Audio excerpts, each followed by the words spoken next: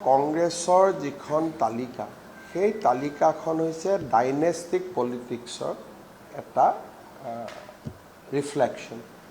প্ৰদ্যুৎ বৰদলৈ ডাঙৰীয়াৰ সন্তান, ডক্টৰ ভূমিধৰ বৰ্মনৰ সন্তান, প্ৰয়াত তৰুণ গগৈ ডাঙৰীয়াৰ সন্তান, প্ৰয়াত হিতেশ্বৰ শইকীয়া ডাঙৰীয়াৰ সন্তান, প্ৰয়াত মেম্বাৰ গগৈ ডাঙৰীয়াৰ বোৱাৰী, এই ধৰণে যদি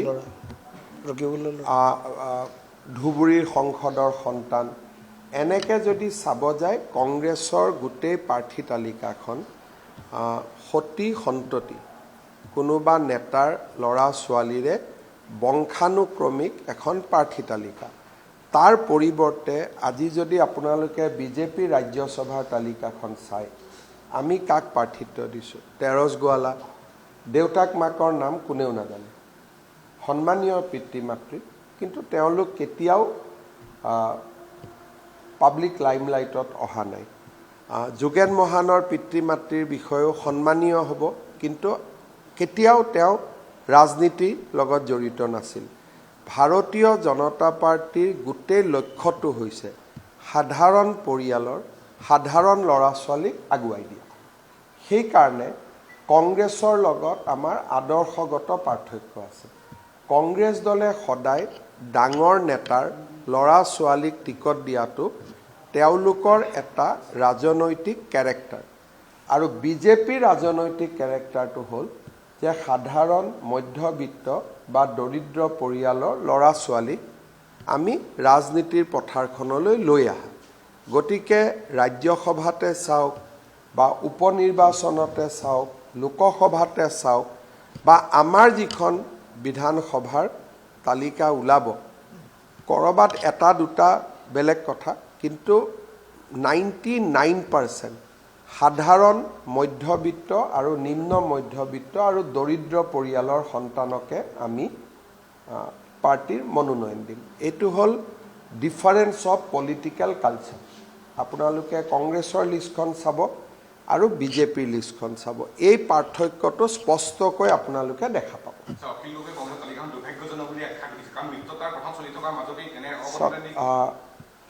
অখিল গগৈ ৰাইজৰ দলে ডিমৌ উপ নিৰ্বাচনত দ্বিতীয় স্থানত আহিছিল। যেনেকৈ আজি আমি ইয়াত আলোচনা কৰিছোঁ, AGPয়ে বিচৰা সম্ভাৱ্য তালিকাখন আমি আলোচনা কৰা নাই।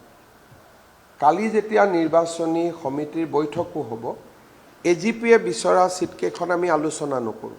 কিমান পাব নাপাব বেলেগ কথা, কিন্তু ৰাজনৈতিক দলে মিত্ৰ দলক সন্মান জনোৱাটো এটা নিয়ম। যেনেকৈ 3 দিন আগতে মই হাগ্ৰামা মহিলাৰী ডাঙৰীয়াৰ লগত দীঘলীয়াকৈ বহিছোঁ আৰু এটা চূড়ান্ত সিদ্ধান্তত আহিছোঁ। আমি আজি UPPL দলে যদি ৰাজ্যসভাত মনোনয়ন দিয়ে, আমি সমৰ্থনৰো আশ্বাস দিছোঁ। তৃতীয়তে ৰাভা হাছং যৌথ মঞ্চৰ লগতো মই এতিয়া ঘৰত তেওঁলোক বহি আছে, আলোচনা কৰিম। আৰু আমাৰ নিৰ্বাচনী বৈঠকৰ পূৰ্বে আমাৰ মিত্ৰ দল সংগঠন সকলোৰে লগত আমি আলোচনা কৰিহে কেণ্ডিডেট দিম। আজি বৰচলাত ৰাইজৰ দলে টিকট বিচাৰি আছিলে, মাহমৰা ডিমৌত ৰাইজৰ দলে টিকট বিচাৰি আছিলে, কিন্তু কংগ্ৰেছ দলে তাত প্ৰাৰ্থী দিছে। কালি হয়তো অখিল গগৈয়ে আত্মসমৰ্পণ কৰিব পাৰে, কিয় অখিল গগৈক শিৱসাগৰ চিটটোত জিকিব লাগে। সেইকাৰণে অখিল গগৈ যে কংগ্ৰেছৰ লগত কাজিয়া কৰিব তাক মই নকওঁ, বাৰ্গেনিং কৰিছে, কিন্তু অখিল গগৈৰ গোটেই ৰাজনৈতিক ভৱিষ্যতটো কিহৰ ওপৰত নিৰ্ভৰ কৰিছে? শিৱসাগৰৰ ওপৰত। গতিকে তেওঁ শিৱসাগৰত কংগ্ৰেছ দলে প্ৰাৰ্থিত্ব দিলে তেওঁ নিজকে দুৰ্বল অনুভৱ কৰিব, আৰু সেইকাৰণে কংগ্ৰেছ দলে তেওঁক ব্লেকমেইলিং কৰি আছে। বাহিৰত অখিল গগৈয়ে কথা বাৰ্তা কোৱা এজন ডাঙৰ নেতা যেন লাগে, কিন্তু বৰ্তমান অখিল গগৈ ব্লেকমেইলিঙৰ চিকাৰ হৈ আছে। আৰু লাষ্টত দেখিব তেওঁ কংগ্ৰেছৰ মতে সকলো এৰি দিব, কাৰণ শিৱসাগৰ চিটটো তেওঁ জিকিবৰ কাৰণে তেওঁৰ নিজৰ সাহস বৰ্তমান নাই। আৰু সেইকাৰণে অখিল গগৈয়ে যে আপোনালোকক টাইম দিয়ে, আজি ৰাতি 12টা, কালি ৰাতিপুৱা 8টা, পৰহি 2টা বজাত, এইবিলাক টাইম দিয়ে কিয়? তেওঁ কংগ্ৰেছক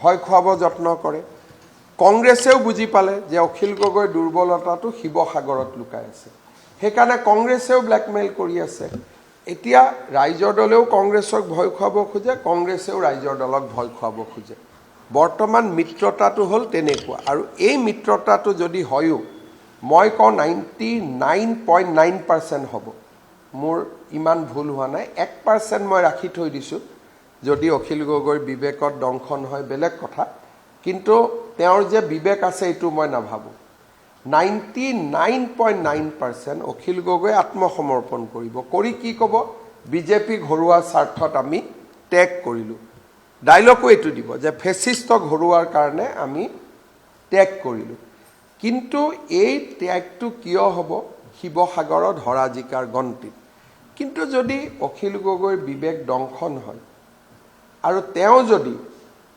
কিবা কাৰণত মিত্ৰতা নকৰে সেইটো মই আগতে কৈছোঁ যে যদি খুব বিবেক নথকা মানুহৰো কেতিয়াবা বিবেক দংশন হয় সেইটো এটা বেলেগ কথা কিন্তু বৰ্তমানলৈকে যিটো সিগনেল সেইটো তেওঁ আত্মসমৰ্পণ কৰা আৰু যোগেন্দ্ৰ যাদৱ বোলা ব্যক্তিজনো যে আহিছে তেওঁক কোনো কংগ্ৰেছে পঠোৱা নাই তেওঁক অখিল গগৈয়ে মাতিহে আনিছে যদি কংগ্ৰেছে কাবাক আলোচনাৰ কাৰণে পঠালেহেঁতেন তেতিয়া তেওঁৰ লগত এজন কংগ্ৰেছৰ নেতাও আহিলহেঁতেন আৰু তেওঁক যদি সেইকাৰণে অখিল গগৈ আৰু যোগেন্দ্ৰ যাদৱৰ বন্ধুত্ব বহু দিনৰ অখিল গগৈহে যোগেন্দ্ৰ যাদৱক মাতি আনিছে যে মোক সহায় কৰক বুলি লুৰিণজ্যোতি গগৈৰো হিচাপ মিলা নাই লুৰিণজ্যোতি গগৈয়ে বৰাক ভেলীত এটা টিকট দিম বুলি কথা বাৰ্তা পাতি থৈছে বিনাকান্দিত টিকট দিম বুলি কথা বাৰ্তা পাতি থৈছে মৰিগাঁৱত টিকট দিম বুলি কথা বাৰ্তা পাতি থৈছে কেণ্ডিডেটবিলাকৰ লগত ধেমাজিত কথা বাৰ্তা পাতি থৈছে এটা ধুবুৰী ফালৰ মানুহৰ লগতো কথা পাতি থৈ দিছে গতিকে তেওঁৰ মিত্ৰতাটো হ'ব কাৰণ তেওঁ খোৱাঙত ইলেকশ্যন জিকিব খোজে এওঁলোকৰ অখিল গগৈ আৰু লুৰিণজ্যোতি গগৈৰ কথা হ'ল যে বৰ্তমান আমি বিধায়ক হৈ থাকিব লাগে মিত্ৰতা হ'ব কিন্তু এই মিত্ৰতাবোৰ কেনেকৈ হ'ব যে তেওঁলোকে কংগ্ৰেছক আত্মসমৰ্পণ কৰি দিব কাৰণ তেওঁলোকৰ বাকী বিকল্প একো নাই